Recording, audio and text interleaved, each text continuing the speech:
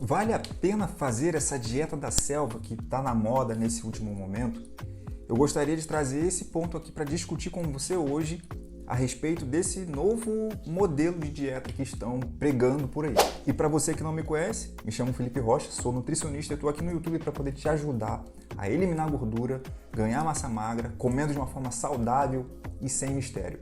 E deixa seu like aqui, porque isso aqui vai ajudar esse vídeo a chegar a mais pessoas e mais pessoas vão aprender conosco uma alimentação fácil e simples de ser feita. E claro, se inscreva no nosso canal também. Agora vamos debater essa questão da famosa dieta da selva. Eu tenho visto muito isso, principalmente no Instagram, muitas pessoas aderindo a esse modelo que se baseia uma coisa parecida com uma dieta carnívora, juntando com algumas coisas que teoricamente são voltadas à parte de inserir alimentos mais saudáveis também. Só que existem algumas visões um pouco diferentes. Eu gostaria de trazer essas visões para você compreender e saber se isso de fato é uma coisa boa, se a gente precisa ter cuidado e se isso de fato ajuda, por exemplo, no ganho de massa magra.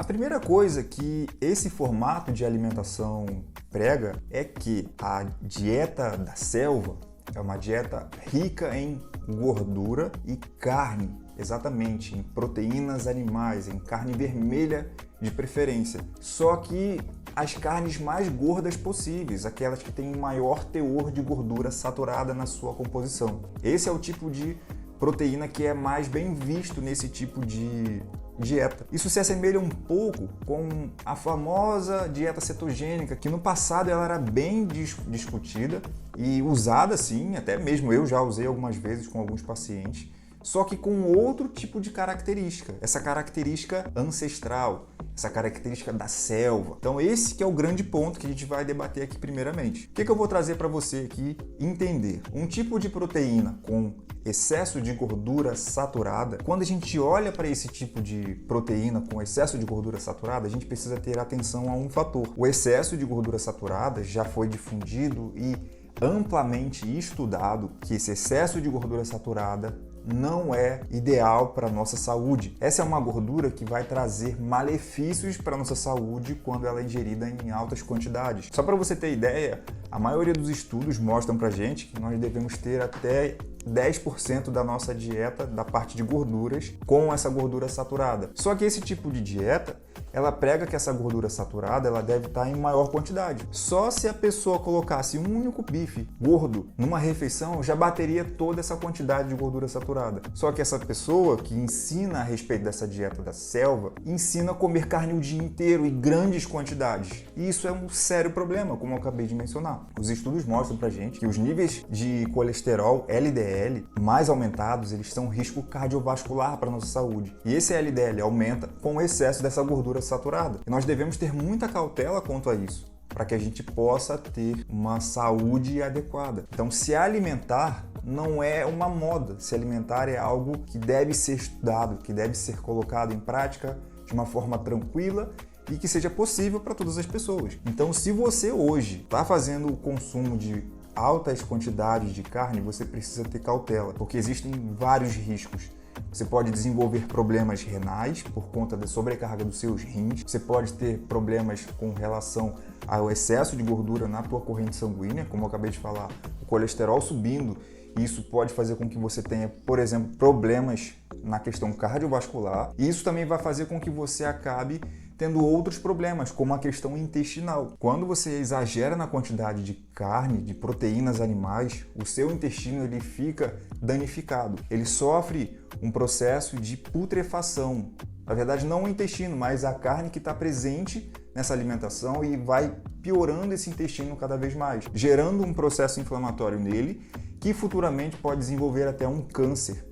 E isso é muito sério. Então, o exagero desse tipo de proteína não é bem-vindo numa alimentação. É isso que eu queria trazer de conceito e eu acho que eu já trouxe informação suficiente para você compreender e pelo menos começar a pensar a respeito disso. E existem até outros alimentos que possuem gordura saturada também, que são muito usados. Por exemplo, a mistura de café com óleo de coco ou café com manteiga Essa também é uma forma de tomar café que, particularmente, isso é horrível em relação ao sabor, não faz sentido algum, e isso também não vai te dar mais energia, porque não vai fazer diferença. A questão que dá energia ali é a própria cafeína que está presente no café. A gordura que está ali, ela não vai te dar energia imediata, porque até metabolizar essa energia vinda da gordura demora um certo tempo.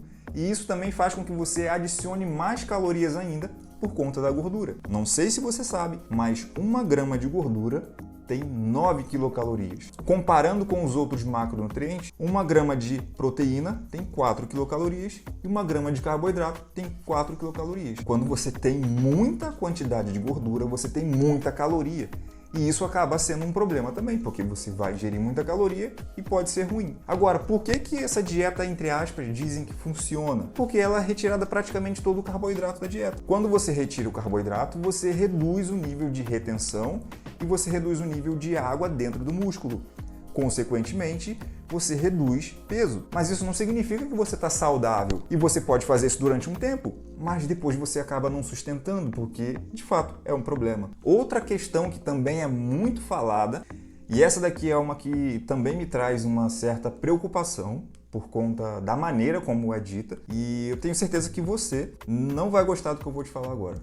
Essa dieta ela é uma dieta que, quando tem arroz e feijão, é porque o governo está colocando isso na cabeça das pessoas, fazendo com que isso seja uma ração. Exatamente, essa é a nomenclatura que é dita a respeito do arroz e do feijão. Sendo que esses dois alimentos em específico, eles são incríveis no sentido nutricional, porque eles se complementam. O arroz, ele sim é rico em amido, em carboidrato, e ele sim deve ser consumido, claro, com cautela. Você não deve exagerar porque o excesso vai causar problemas na sua saúde. Assim como o feijão também é um alimento rico em fibras, tem uma quantidade menor de carboidratos, mas ele também é rico em proteínas. Assim como o feijão, o arroz também é rico em proteínas. Só que tem um grande detalhe aí nesse quesito. Quando nós unimos os dois, nós formamos proteínas de boa absorção para o nosso corpo. E nós vamos fazer com que a junção de um com o outro seja um casamento perfeito. Consequentemente, nós temos mais quantidade proteica saudável de origem vegetal que vai formar aminoácidos que vão ajudar no nosso corpo, trazendo mais saúde para a gente. E também, claro, melhora de massa magra, melhora de pele. A estrutura do corpo como um todo vai ser benéfica por conta disso. Agora, dizer que isso é ração do governo, que o governo está querendo engordar as pessoas comendo arroz e feijão, é um tipo de falácia que não faz sentido algum. Nós precisamos ter muita atenção às pessoas que a gente ouve na internet e o que elas estão dizendo. Isso não tem embasamento nenhum a esse assunto. Você precisa ter atenção realmente ao que você está ouvindo. Nós temos diversos estudos mostrando que o arroz e feijão na alimentação traz benefícios, traz melhorias em relação à saúde. Eles só precisam, claro, ter controle na alimentação. Uma pessoa que quer emagrecer, é claro que ela não vai poder comer muito arroz e feijão. Ela vai controlar um pouco mais. Mas qualquer pessoa que não tenha nenhum tipo de problema, claro, em relação à digestibilidade, em relação a, por exemplo, de repente um processo alérgico ou alguma coisa do tipo de um alimento ou de outro, não tem por que se preocupar e dá para comer até numa dieta de emagrecimento. Essa pessoa que consome arroz e feijão, ela se torna mais saudável porque ela vai ter mais nutriente disponível. E dizer que isso é ração do governo é simplesmente criar um triplex na cabeça das pessoas dizendo que aquilo ali é um problema, mas não é. E é por isso que eu estou aqui falando nesse vídeo, mostrando para você que isso não é um problema. O problema é o exagero de qualquer coisa. E é isso que a gente tem que entender. Trazendo para o nosso dia a dia, se a gente exagera na quantidade de carne vermelha, nós vamos ter problema. Muita gordura proveniente, por exemplo, da manteiga, do óleo de coco, da banha de porco em excesso, vai ser um problema. Se a gente corta um monte de alimento da nossa alimentação, como arroz e feijão, para simplesmente reduzir o consumo de carboidrato, também vai ser um problema. O que eu quero trazer aqui para você? Consciência. Quero fazer com que você entenda a importância de se alimentar de forma equilibrada. Quando a gente pensa em proteínas, nós temos que fazer o quê?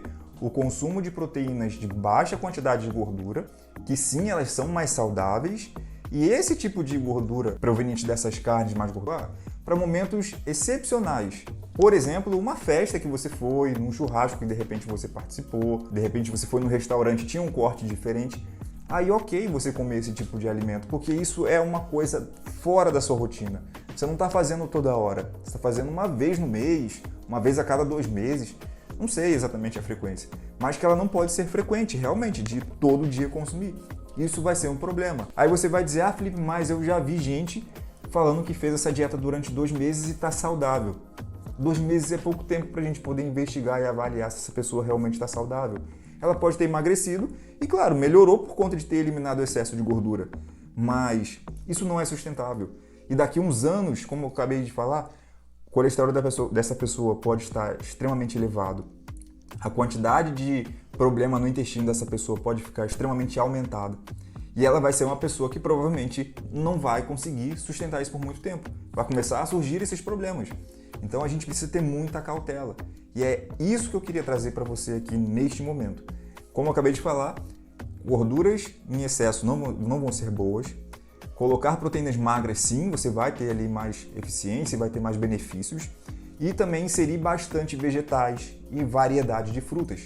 E controlar o consumo dessas gorduras. Isso é o que você precisa. Agora eu te pergunto, você viu alguém fazendo esse tipo de dieta?